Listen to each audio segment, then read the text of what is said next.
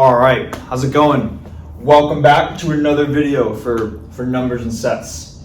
And if you notice at the top of the video right here, we have, or top of the whiteboard, I should say, we have changed the section title from proofs and logic onto this new title called sets, functions, and relations. So we are slowly but surely progressing our way through the video series, and that's always a good thing, right? Now, before we really dive into this new section right here, I just want to quickly recap what we've talked about so far in the previous videos, and that way we can kind of put everything that we've learned up until this point into context. Okay? And if you remember from the past couple of videos now, we have been trying to develop a list of various techniques that we can use to prove mathematical statements. Okay, where the first of the three primary techniques that we looked at was the notion of a direct proof. So direct proof, right? And again, this was where if you have some starting point and you have some ending point, can you go from the starting point to the ending point going step by step by step without any logical gaps in between the steps? Okay, so that was the kind of the straightforward method of proving things. And we also mentioned at the end of the most recent video, the if P then Q type statement, or the P implies Q type statement. This is referred to as a conditional statement, and statements of this form can often be proven using a direct proof. Okay, so this was the main idea, is that this was the first proof technique that we looked at. And in the second proof technique that we looked at was using a contradiction to prove statements, where we call this a proof by contradiction. And with a proof by contradiction, rather than directly proving the statement itself, we wanted to take the opposite of the original statement and then disprove the opposite. Okay, and the act of doing that was the proof by contradiction. And then the final technique that we have learned about up until this point was kind of what we were trying to develop in the most recent video, and that was using logically equivalent statements to prove things in math, where we called this a proof by logical equivalence. Proof by logical equivalence, right? And again, this idea was where if you have some statement, if you can come up with a logically equivalent statement to whatever your original one was, then proving either of the two is perfectly valid for solving a problem. And one of the most common ones, maybe not the most, but one of the most common ones that we talked about briefly at the end was the notion of the contrapositive statement. Contrapositive statement. And the contrapositive statement says that if we have not Q implies not P. This is the contrapositive statement, and it has to be logically equivalent to another statement, right? So it is logically equivalent to this statement up here, the P implies Q statement. Okay, so if we could prove either of these two, that is essentially doing the same thing. All right, so this is what we've covered so far. And there's one more thing that while we have all of this stuff up here, one more thing that I wanted to mention in the most recent video, but I did not mention, that we should mention now, is talking just a little bit more about this logically equivalent statement. And specifically, how does this logical equivalence symbol show up in word problems? Because a lot of times when we have word problems, we're not going to be writing this symbol. Right?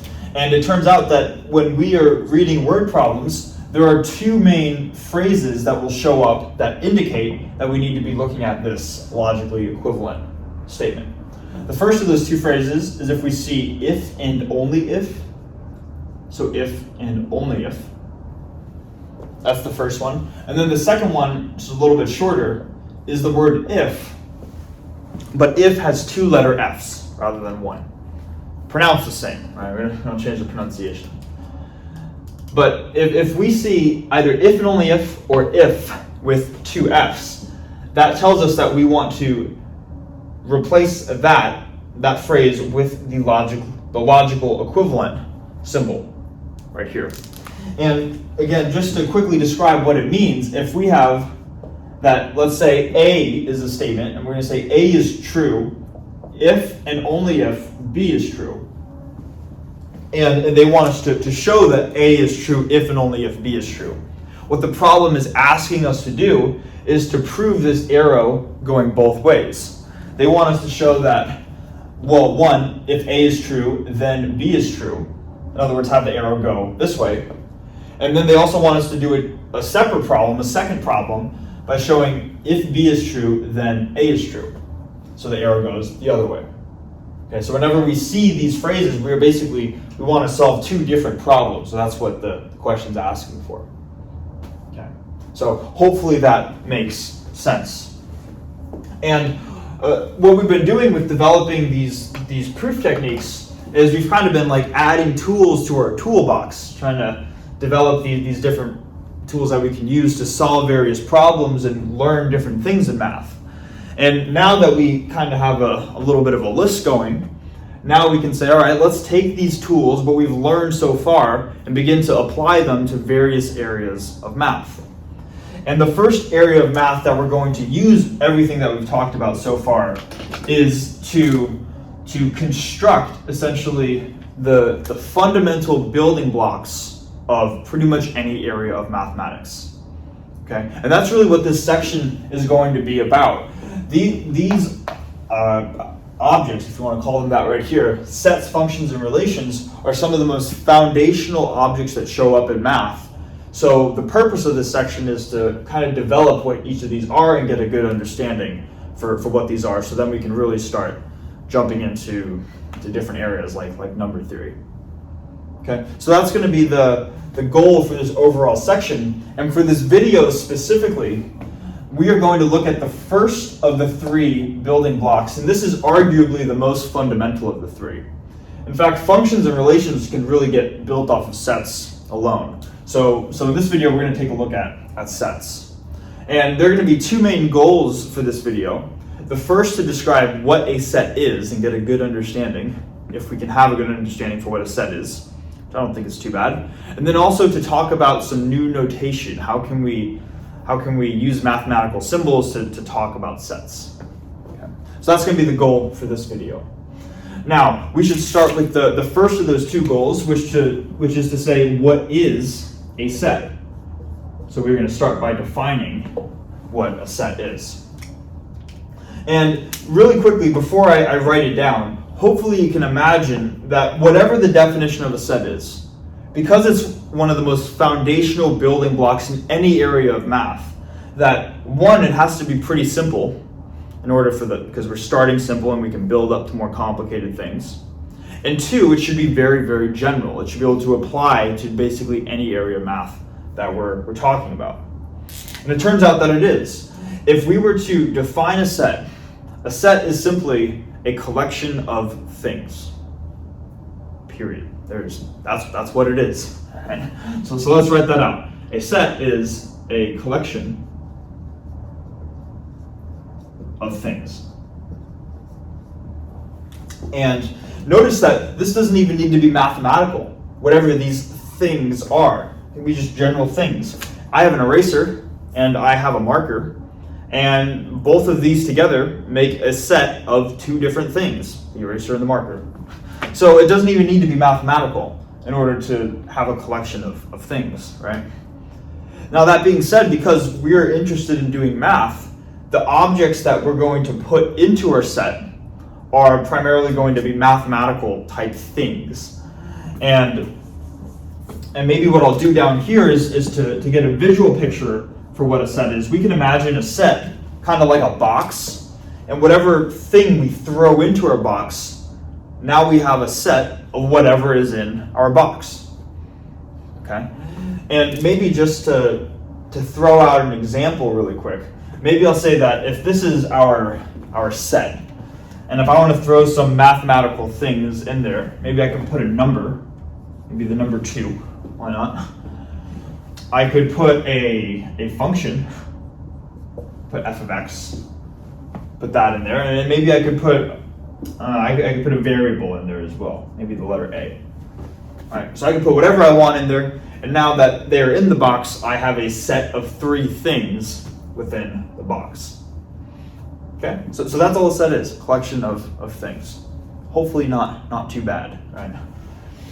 Now, there is one condition that is going to show up on sets, and there's only one, right? But it is still worth mentioning. And that one condition is that the things that are within my set, so things in set, the things within our set must be unique.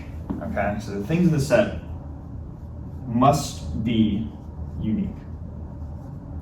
Now, what does that mean? Let's talk about what that means.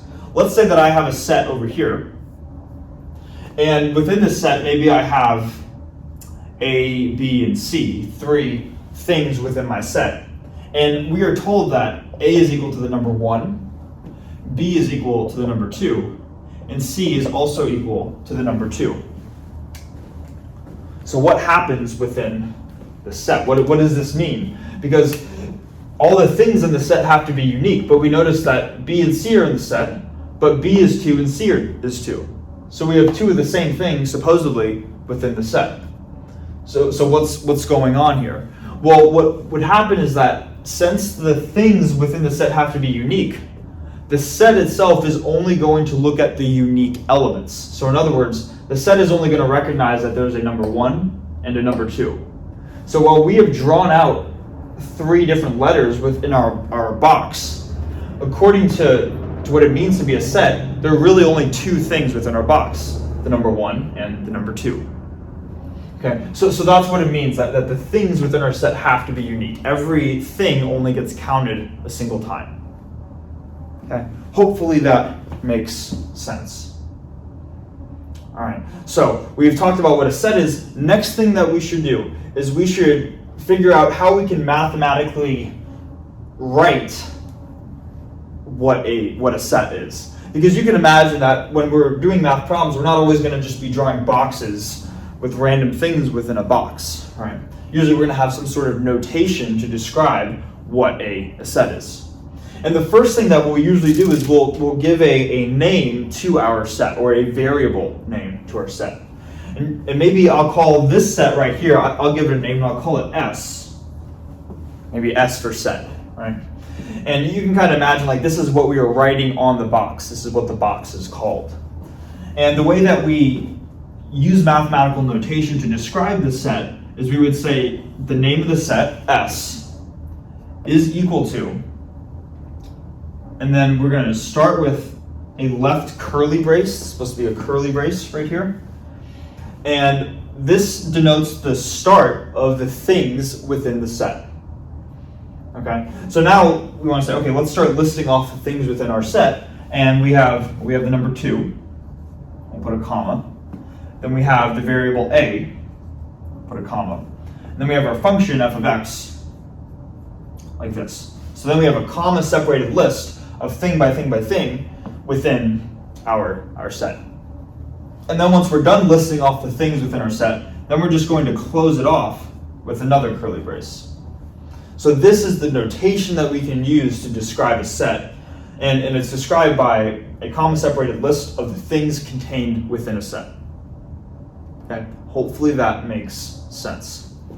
Now, notice that I am saying the word things a lot, and I put quotation marks around the term things. And hopefully you can imagine that while things is very, very general, hopefully there is a better word of describing the things within our set besides just the word things by itself. And it turns out that there is. And let's write that out down below, that the term that is used to describe what is in our set is called an element. All right. So these are all what are called elements of the set S. So let's quickly write that out down here.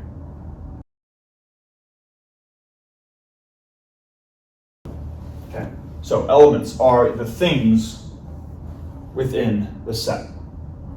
All right. So hopefully that makes sense, just assigning a name to what these guys are right here. And what we want to do now is we want to say, okay, we have now talked about that these are elements. How can we mathematically describe if something is an element of a set? And there is a symbol that is used to describe that. And let's just say, for example, we want to show that 2 is an element of this set S right here. What we would do is we would first write the number 2, and then we're going to write a symbol that kind of looks like a sideways pitchfork. Take a pitchfork, turn it sideways, kind of looks like that. So 2, sideways pitchfork, and then the set S. And the way that this reads is the number 2 is an element of the set S. So that's how we can read out what this means. Right, so that's what this symbol refers to, is an element of. And sometimes we'll, rather than saying the number 2 is an element of the set S, because that's a lot of words, right? We can come up with a shorter way of describing it by saying 2 is in S. And a lot of times I'll refer to it like that. Okay, so hopefully that makes sense. Now, what if we wanted to, maybe let's say that these are the things within our box, within our set, but there is something outside of our set, maybe the number 3. Number 3 is outside of the set. And how do we want to describe that 3 is not an element of the set using mathematical notation? Well, we could write the number 3, and rather than the sideways pitchfork, we'll have the sideways pitchfork, but we'll put a line through the pitchfork to say 3 is not an element of the set S, like this. Okay, so that is the notation that we can use to describe if something is or is not an element of the set.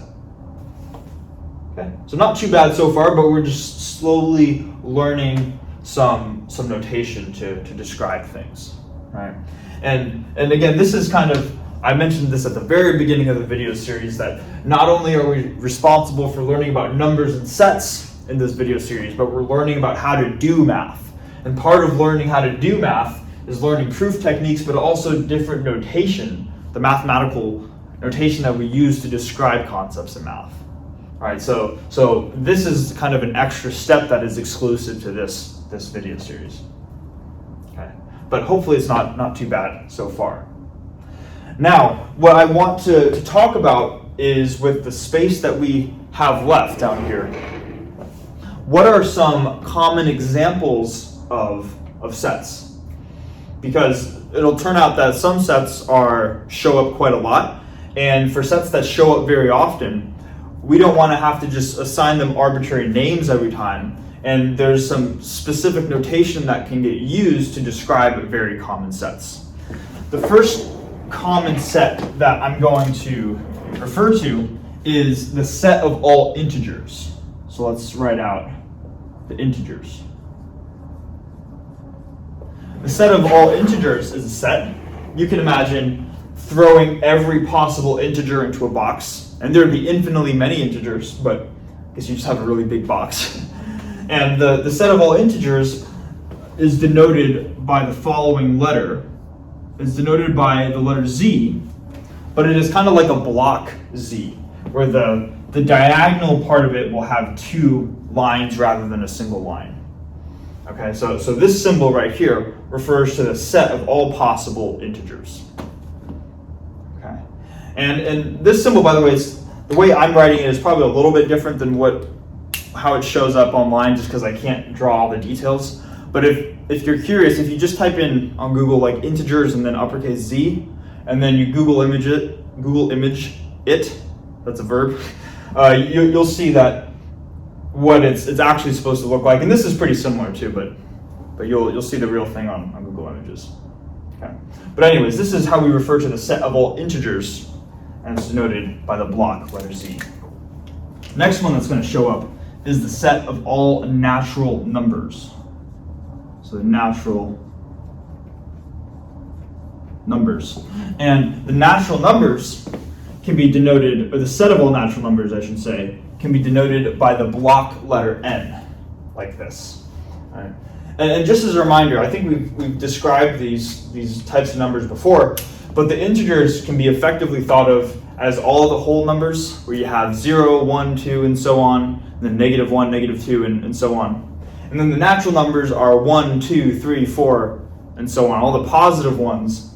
And sometimes they'll include zeros, sometimes they won't, depending on the context. There's more debate about whether or not 0 is considered a natural number.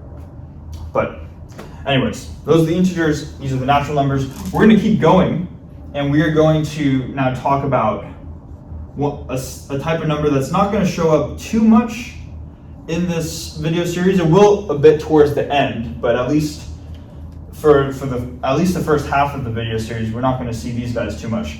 The idea of real numbers, okay? And the real numbers are denoted with a block letter R, where we have two vertical lines to denote this line on the R. Okay, so that describes the real numbers, or the set of all real numbers, I should say. And then let's do maybe one or two more. Let's go to the complex numbers. And we won't see complex numbers at all in this video series, but in one of the ones that I'm planning on making pretty soon, complex numbers are going to show up pretty frequently.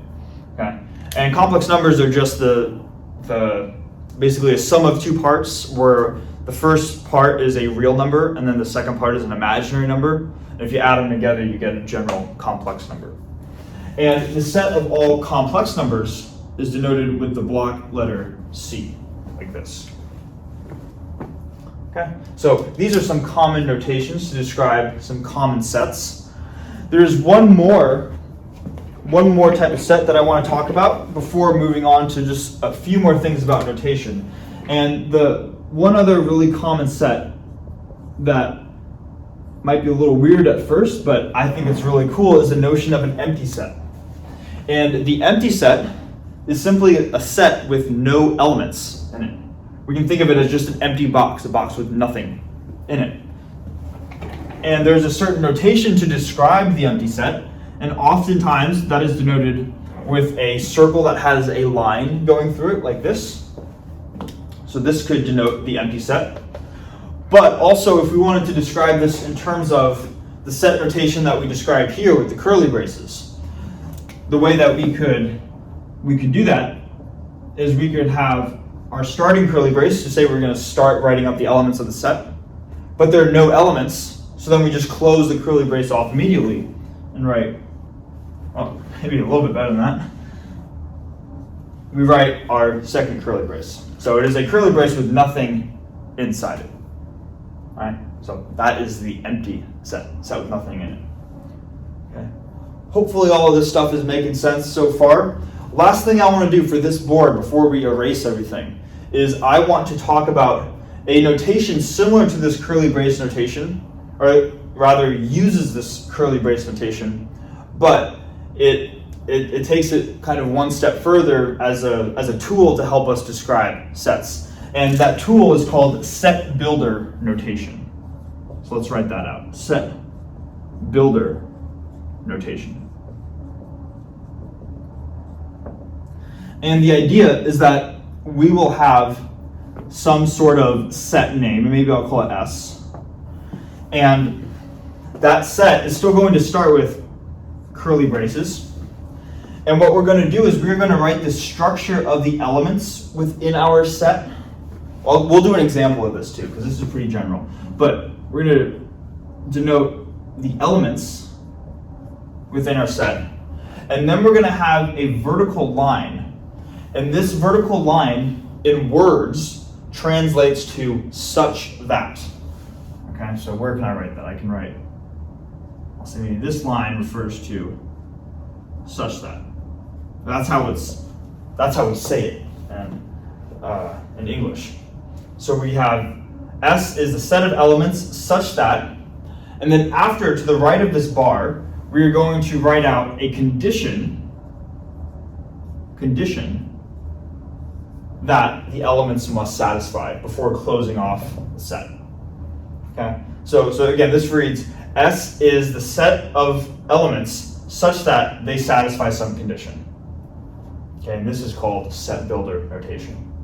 Sometimes too, rather than just having a vertical bar, we'll see a colon, two vertical dots. We'll see like this. That means the exact same thing as the vertical bar. Okay. Now let's go through an example of what this is before, and then we'll erase the board. But go through an example to see how we can use this set builder notation to describe sets. And the example I want to use is a type of number that we have not talked about yet, but it will show up in this video series, which is the set of rational numbers. And the set of rational numbers is all numbers that have one integer divided by another integer. Okay, so as long as you have one integer divided by another, you have a rational number.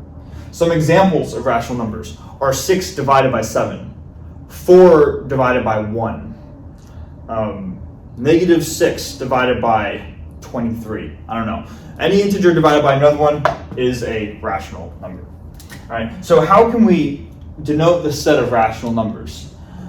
Well, we can first, it turns out there's a common block letter, like with the complex reals, naturals, and integers.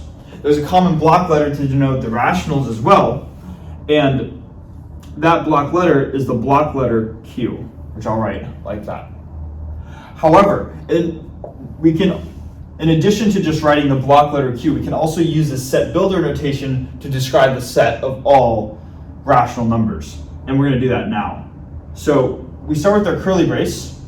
Then we're going to want to write the elements, or the structure of the elements. And because for the rationals it's always a one number divided by another, maybe I'll say it's A divided by B, like this. So this is what the elements are going to look like, one number divided by another.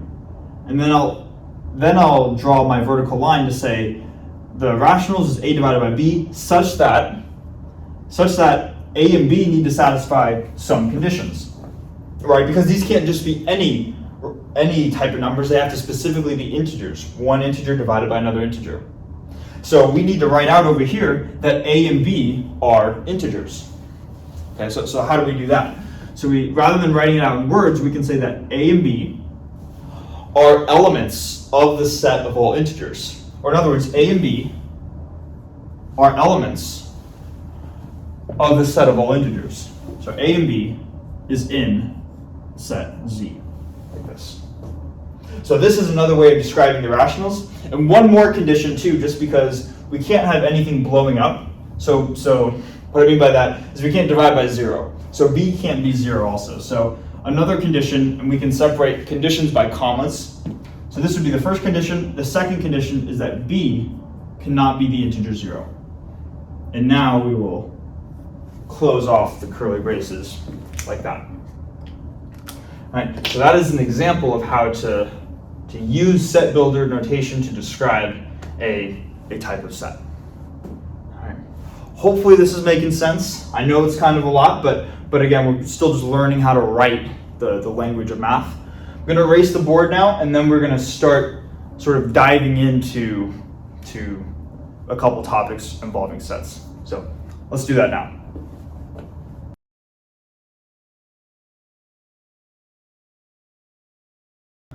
All right, so new board, and I said we were going to start making a couple more statements about sets. I lied. We're going to make a quick detour to talk about something that we probably also could have talked about in the last video, but I decided to save it for this video because I figured that in this video we were doing a lot of learning new notation, and when talking about another concept called quantifiers, that's going to introduce some new notation. And quantifiers are actually going to show up in some of the very first concepts that we talk about involving sets. So let's talk about quantifiers really quickly, and then we will move on to some more statements about sets. So quantifiers, there are two main quantifiers that we're going to look at, and they describe, I guess, how should I describe them? Maybe rather than trying to just describe them generally, I will just write out what they mean in words, and this will probably be a little bit more intuitive. So the first of the two quantifiers we're going to look at in English represents the phrase for all. For all, like this.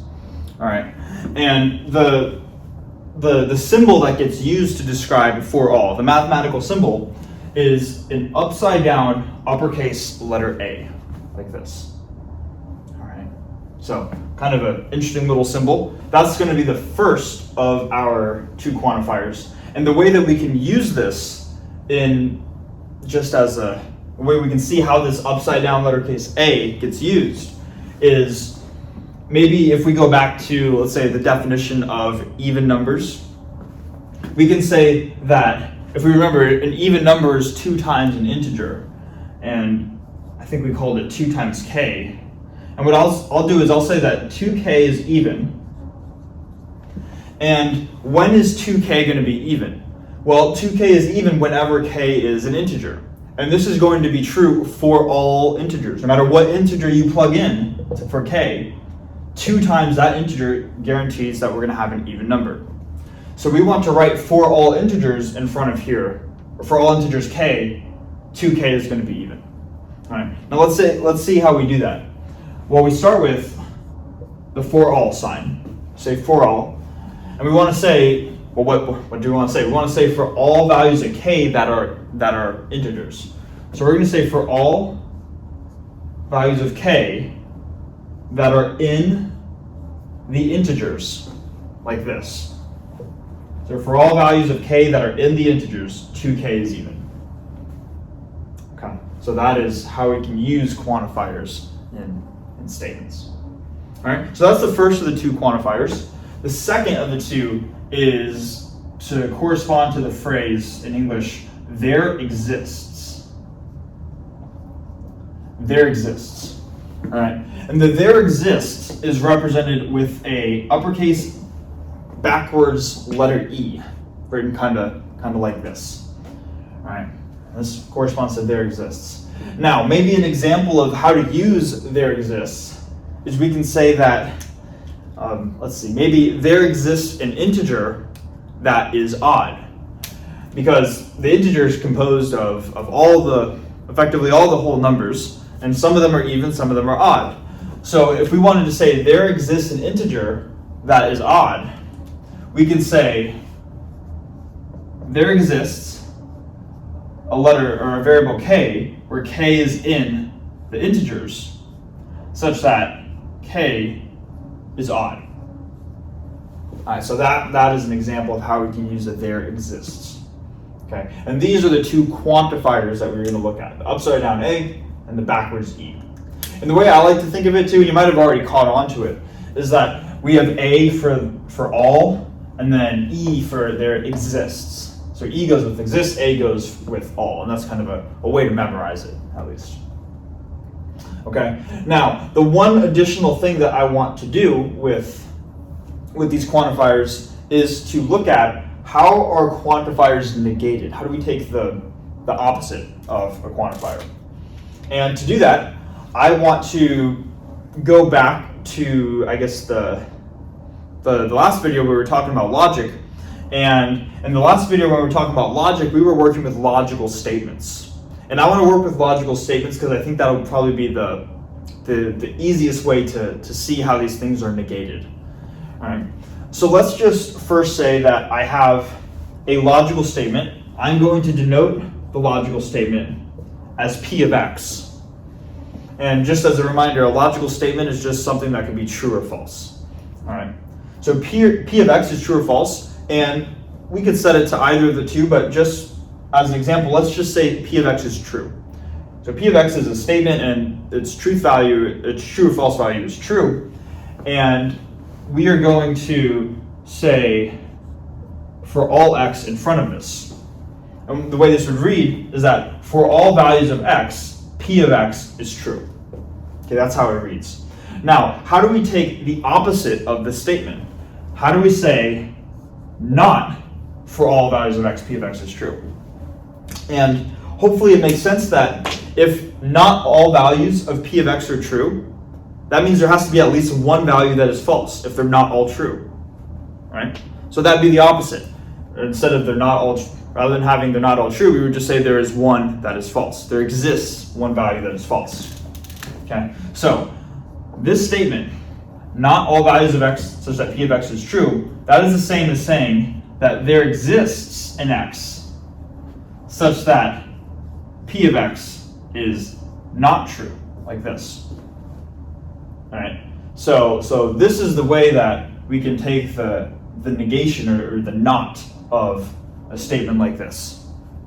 Okay, and it works the other way too. If we were to have, let's say, p of x, and there exists in front like this, and maybe this would read, there exists a value of x such that p of x is true. How do we take the opposite of that? How do we say not this? And the opposite of saying that there exists one value, there is at least some value of x that p of x is true, the opposite of that is that there is no value of x where p of x is true. In other words, for all values of x, p of x is false. That is the opposite of this.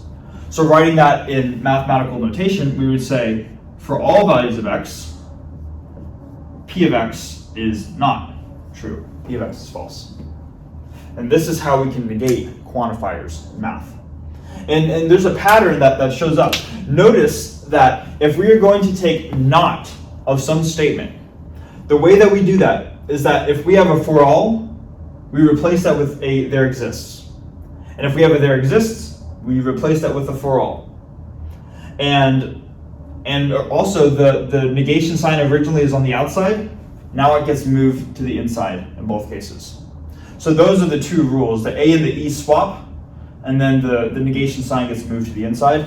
That is how we can negate quantifiers. Okay. Hopefully that makes sense. I know there's a problem on the first problem set that talks about doing this, and you'll get practice with working with this stuff. Okay. So hopefully this makes sense. Now, what I would like to do is to say, okay, now we've talked about quantifiers. Let's go back now to sets, and we'll see that in the first couple definitions of sets, we're going to be using quantifiers, which is why I wanted to introduce them right now. The first thing that we're going to talk about with sets, and this might seem pretty trivial, but we should still do it, is we want to see how can we determine if two sets are equal to each other. Two different sets, how do we know if they're equal? And we'll write out that definition right here. So definition, equality, I'm trying to spell it, equality of sets. I don't know if two sets are equal. And slightly going up there again, but it's okay. So two sets are going to be equal, at least in words, if they have the same elements. So if one set has A, B, and C, and another set has A, B, and C, they have the same elements, so they have to be the same set. Seems straightforward enough, right? We're gonna write out that sentence, and then we're also going to write out the mathematical definition for showing that two sets are equal. So let's do that now.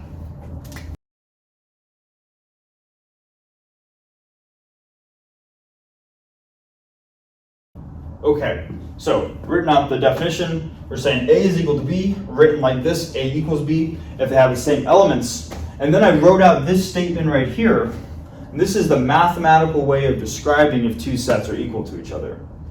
And we might be saying the sentence seems a lot more clear than this. And I would say, okay, sure, but we might not be able to tell with the sentence right away for some later problems if two sets are equal, whereas this provides a clear objective condition to show if two sets are always equal.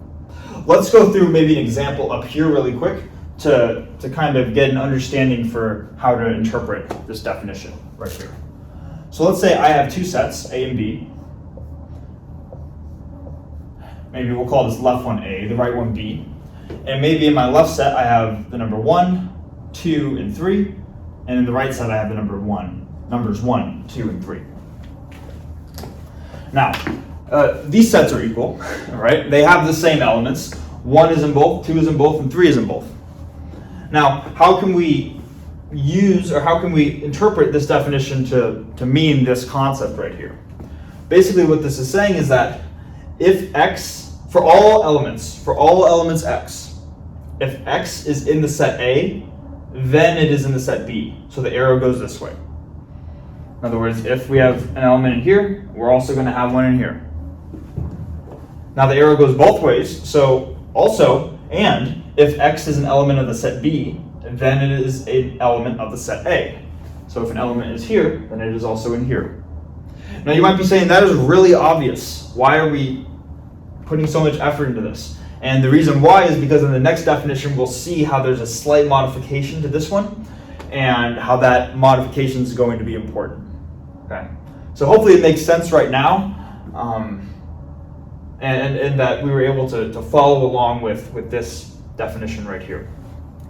Next thing that I want to talk about, we've shown that, or we can describe how two sets are equal. They have the same elements. What happens now if we want to say that maybe one set is smaller than the other, or one set is contained within another? There's a term for that, and that term is called a subset. So let's write that out right here. Let's define a subset. And before we define it, just realize that intuitively, that word, a subset maybe of, let's say, the set B.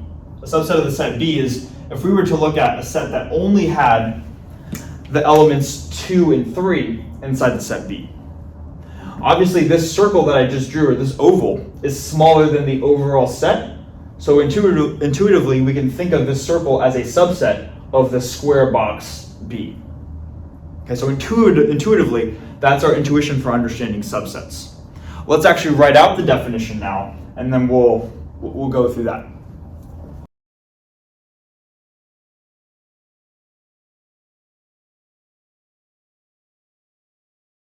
Okay, so we've written out the definition of the subset, and I don't know where to stand. Maybe I'll stand over here.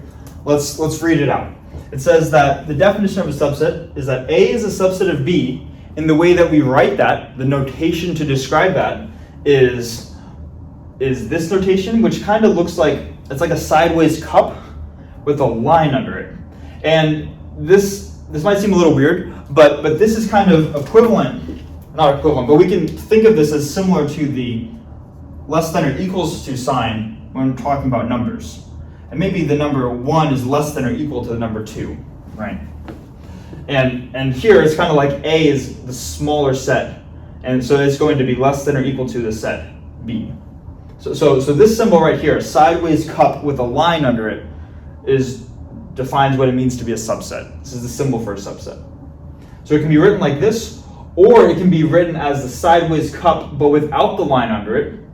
And this notation right here describes not just a subset, but it describes a proper subset. Proper subset. And with the one with the line under it, that could be the case where A is equal to B. A is the same as the set B. But now here, A has to be strictly smaller, or A has to have strictly less elements than the set B. Okay, so maybe we'll, as like an example with numbers, we could say that 2 is less than or equal to the number 2, right? Because it's equal. But the number 1 is strictly less than the number 2, like this. That's kind of an analogy to help understand these. Okay. So more new notation, right? Let's read it again. A is a subset of B, written as A like this, or A is a proper subset of B like this, if all of the elements in A are in B. And hopefully this makes sense. Maybe let me modify this example right here so that it works. So let me erase the number 1, and let me just rewrite this so we don't have the circle here. So we have 1, 2, and 3. And now, in the example that we just drew right here, A would in fact be a subset of B. Why? Because all the elements that are in A also have to be in B. So 2 is in A, so 2 is in B. 3 is in A, so 3 is in B. And those are the only elements in A, so all the elements in A are in B. All right. Hopefully that makes sense. Now, how do we write out this notion of a subset mathematically using this type of notation right here? Here's how we do it. We're going to say that, well, let's maybe try to base it off the word definition that we have, where we're saying that if an element is in A, then an element is in B. How do we write that mathematically? Well, we say if X is an element of the set A, then, or that implies that X is an element of the set B, like this. Hopefully that makes sense. Now, does the arrow go the other way, kind of like right here?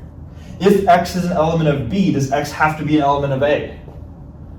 And hopefully we see that that's not the case. For example, the number 1. The number 1 is in the box B, but the number 1 is not in the box A. So this arrow only goes one way, I should say. Okay. Now, you might be saying, okay, well, I see the number 1, but what about the numbers 2 and 3? 2 is in B, so 2 is in A. 3 is in B, so 3 is in A. What about those numbers? And I would say you're right. Those numbers are in B and they are in A. And because some of the numbers in B are also in A, we need to add what's called a quantifier. We need to add this symbol for all x right here in the very beginning. For all x. If x is in A, then x is in B. Okay? And again, the reason why is because even though most of the elements in B, meaning 2 and 3, are also elements in A, most of them are, that doesn't mean that all of the elements in B are elements in A.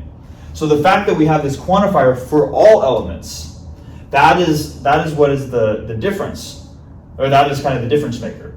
And hopefully we also see that the definition of what it means for two sets to be equal versus what it means to be a subset is very, very similar. It looks almost the exact same, except now the arrow only goes one way rather than the other. And we need the arrow to go one way and the for all quantifier at the beginning in order for this to make sense. Okay. Hopefully these ideas are kind of starting to come together. We're kind of starting to attach the sentences to the mathematical notation, to the pictures, and ideas are starting to mesh a little bit. What I'm going to do now, erase the board, and then we are going to start, I guess, making some statements about subsets, and then trying to just work through a couple of simple examples to really test if we understand what we've been learning so far. What does it mean to be an element of? What does it mean to be a subset of? Stuff like that. Okay, so let's do that now.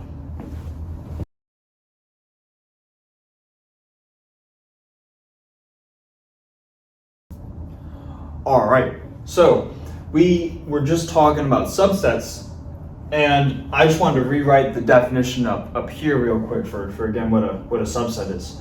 What I'd like to do now to finish out the video is I want to go through a couple interesting statements to really make sure that we're solidifying the ideas of what does it mean to be an element of something, what does it mean to be a subset of something, and then we'll call it there.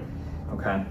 The first sort of statement that I want to make is that every set, no matter what set you are talking about, if we call a set A, then every set A is a subset of itself. All right? And we might be thinking, like, how does that work? How can a set be a subset if before we had the 1, 2, 3 example and then the 2, 3 subset? Well, if we want to determine if something is a subset, we need to refer to the mathematical definition of what it means to be a subset. This is why it's good to have our intuition, but it's also absolutely essential that we have the definition of things as well. Okay, so if we want to see that A is a subset of itself, we just look up here to what it means to be a subset. And this statement right here tells us that A is a subset of B. Okay, so if we want to, let me take it one step back. If this means that A is a subset of B, if we want to now determine is A a subset of A, we just replace this B, right? That's right here. We replace that with the letter A again. So let's do that. If we were to write out this statement, A is a subset of A, we're going to have for all x, if x is an element of A, x is an element of A, that implies that x, therefore, is an element. Before we had B here, now we're going to replace that with A, so that then x is an element of A. All right? And hopefully this makes sense that this is true. For all elements, if x is in the set A, then x is in the set A. And it's like, well, yeah. Of course, if we had a set that said 1, 2, 3. This is A. If 1 is an A, then 1 is an A. If 2 is an A, then 2 is an A. If 3 is an A, then 3 is an A. It's like, well, of course, that makes sense. So, therefore, this statement is true. So, therefore, by the definition of what it means to be a subset, every set A, regardless of what set it is, because I haven't made a mention of what set this is, regardless of what set this is, A is a subset of itself. And I know I drew an example set right here, but it is not special to the set of the numbers 1, 2, and 3. This is true for any set. Okay, so that's the first result, that every set is guaranteed to have itself as a subset. Let's move on to another example now. And another example is that for every set, the empty set is a subset of A. Kind of an interesting one. Empty set is a subset of A. And for this one, we're going to do the same thing, just refer to the definition of what does it really mean to be a subset. I'm going to go back on that definition. So let's write it out. So we first have the for all x, that quantifier at the beginning, for all x. And now we would start with x is an element of A, but A was the thing to the left right here, right? So now we're going to say x is an element of not A, but the empty set. So x is an element of the empty set. Then we have implies x is an element of B, which in our case, what is written as B here is A right here. So then we're going to say x is an element of A, like this. Okay. So this is what it means to say, is the empty set a subset of any set A? And let's just go through this real quick. And it says for all x, if x is in the empty set, can x be in the empty set? Can anything be in the box of nothing? The answer is no, right? It doesn't make sense for something to be in a box that has nothing in it. So this by itself is inherently false. There is nothing in the empty set by definition of what it means to be the empty set. So this right here is a false statement. And that implies that x is an A. Now, maybe this element x, maybe it's in the set A, maybe it's not. For a general set A, if we're not given a specific set, we're not told A is this set, then we don't know if x is in the set or not. So that is unsure. We are unsure of that. So I'm going to write, this could be true or it can be false. But what do we learn from the last video on logic when we go into our truth tables? For statements that have this imply symbol, where this was like P implies Q. Remember that the implies statement was only false. This overall statement was only false if we had true implies false. Remember, that was the example where we said, if it rains, I promise I will not go outside. And it is only false if you broke the promise. Well, what happens if the starting assumption is false in the first place? What if it wasn't raining outside, it was sunny outside? Well, then there's no way you could have broken the promise in the first place. The point of what I'm trying to say is that if we have false implies anything, this overall statement is true. Regardless of if this is true or false, it doesn't matter. The fact that this is false right here guarantees that this overall statement is true. And if this overall statement is true, then the empty set is a subset of any set. Okay? So this is how we can use logic, and why we were going through those truth tables in the last video. This is how we can use logic to make statements, and this is one example of that. All right? So kind of a cool couple of examples. Let's just quickly describe what this means too. This is for any set A, any collection of things you can come up with. No matter what set you have, it is guaranteed to have at least two subsets, and that's what we've just shown. The first of those two subsets is the set itself. Any set A is a subset of itself. The second guaranteed subset is the empty set. The empty set has to be a subset of any set. I'm saying set a lot, right? But that is what we've just shown. Okay.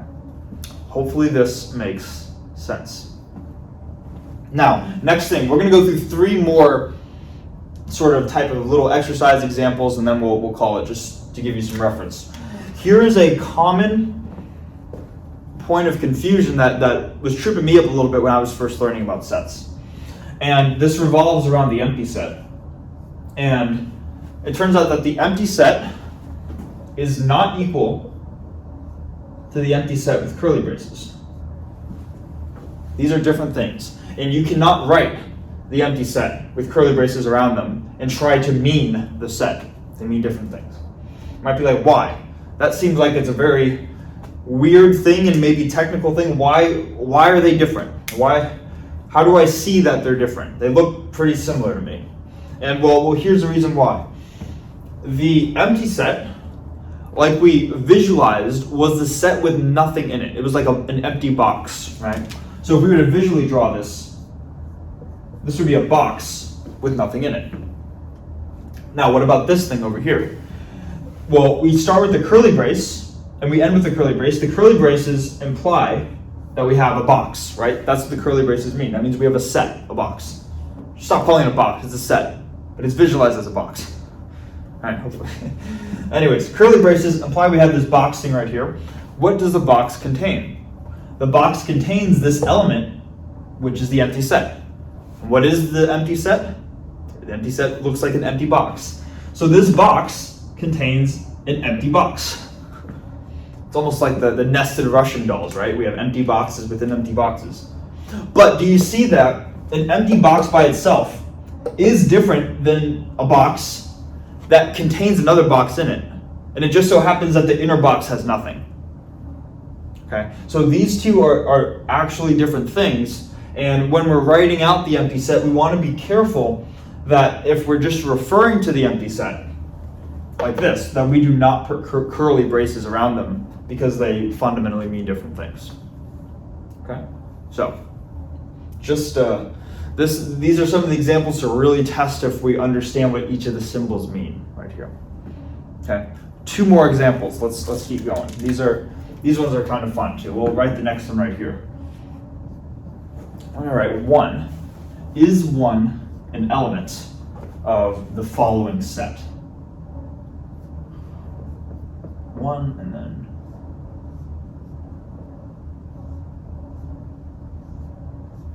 Okay, so maybe what I'll do is I will put a question mark above this because we're not sure yet. Is 1 an element of this set right here? And what I'd recommend doing too is take some time to pause the video if you don't have an answer and try to think, is 1 really an element of the set? I'll let you pause. But I'm not going to pause because my job to keep talking, right? So, assuming that you pause, we're going to answer the question. It turns out the answer is yes. 1 is in fact an element of this set. Let's see why. Might look a little confusing, but we'll see why. So, we're saying 1 is an element of the set. Now, what is the set that we're talking about? There are multiple curly braces here. When we say 1 is an element of something, we're talking about the set defined by the first curly braces that we encounter. So is 1 an element of the things within these curly braces? Now, what is within these curly braces? Well, we have the number 1, and we also have the set containing the number 1. This might be a little weird, but hopefully we get that if a set is a collection of things, some of those things could be sets themselves. We could have sets within sets. We saw that here, and we can see that here as well. So really what this set is, it is a set that contains the number 1, and it contains a set in itself, where this inner set also contains the number 1. And to get back to the original question, is 1 an element of this? Well, yes, because the first element in this set is the number 1.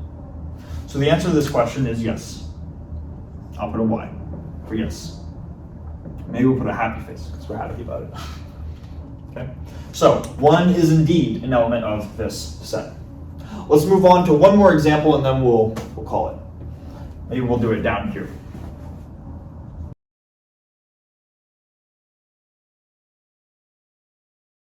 Okay, so final example. Is 1 a subset of that same set that we were just looking at? We first asked, is it an element? And we said yes. Is it a subset? So take some time to think about this real quick.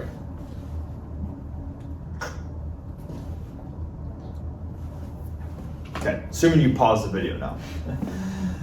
Is 1 a subset of this set right here? The answer to that is no, it is not a subset. You might be like, what? How is it not a subset? You can see that.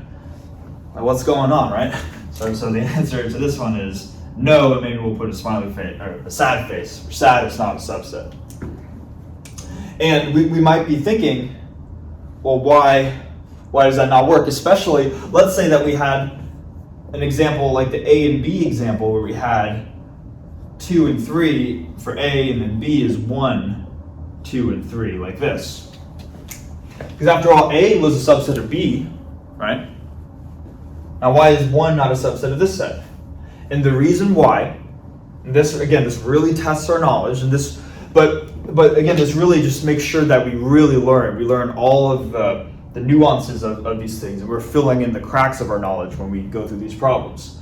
1 cannot be a subset of this set because the number 1 is not a set. The number 1 is a number. Right? They are fundamentally different objects. Again, what is a set? A set is a collection of things. That collection, that's like a box, right? A set we visualize as a box versus a number is not a box. So because a subset, this symbol refers to operation, it refers to sets themselves. It does not make sense to say that a number can be a box, a smaller box of this set right here.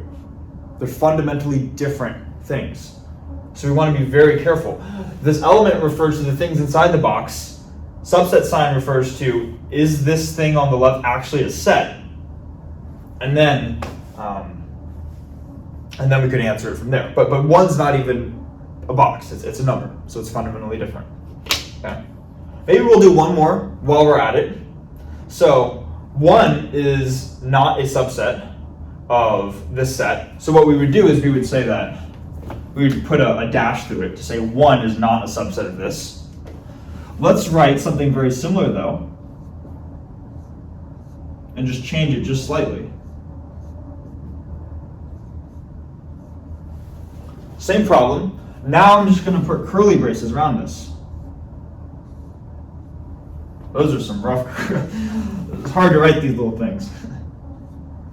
1, like this, okay. Now, is this 1, the set of the number 1, a subset of this? Maybe take some time to think about that one. And I'll write this out. Okay. Hopefully you paused it. Now, the answer to this question now is yes, 1 is a subset of this set. And let's see why. Well, first, we're allowed to perform the subset operation because both the left and the right things are sets. We have curly braces over here, so we have a set. We have curly braces over here, so we have a set. What does this set on the left look like? Well, let's draw this set out like a box. This is the box that has the element, the number 1. Now let's draw this box out over here on the right. This box, this set, has 2 elements, the first element and the second element. The first element is the number 1. The second element is the set, so the box that contains the number 1. And is the number 1, or is this box one of the elements within here? And the answer is yes, right? Or actually, no, I missed. That would be saying that this is an element of this, right? We want to be very careful here. Let me rephrase that. We're saying that this set contains the number 1, and if the number 1 isn't here, then the number 1 isn't here. However, the box containing the number 1 is in here, but the box containing the number 1 is not in here. Therefore, this would be a subset of this. Okay, so a lot of nuances, but hopefully these nuances are making sense. And the more that we do these problems, the more we fill in the cracks of our understanding of what each of these things mean. Okay. So that's all I'm going to talk about for this video. In the next video, we are going to take a little bit deeper of a look into sets. What we've been doing a lot right now is talking about what sets are and kind of talking about subsets and if things are elements of sets. If we were to make an analogy to when we were back in kindergarten learning about numbers, this would be like learning about what the numbers are and then learning about if some numbers are bigger or smaller than others, roughly. What did we do after that though in kindergarten? We said, okay, well now that we know what the numbers are, let's start to perform operations on the numbers. Let's do 1 plus 2, let's do 2 plus 3, stuff like that. So that's what we're going to be doing in the next video. We're going to be taking what we've learned with sets and we're going to start performing operations on the sets. And we'll see that a lot of the operations are going to be similar to some of the operations that can be applied to logical statements when we were talking about logic. Okay. But anyways, that's what's going to be covered. Hopefully all this stuff made sense, and yeah, thanks for watching. I'll see you in the next video.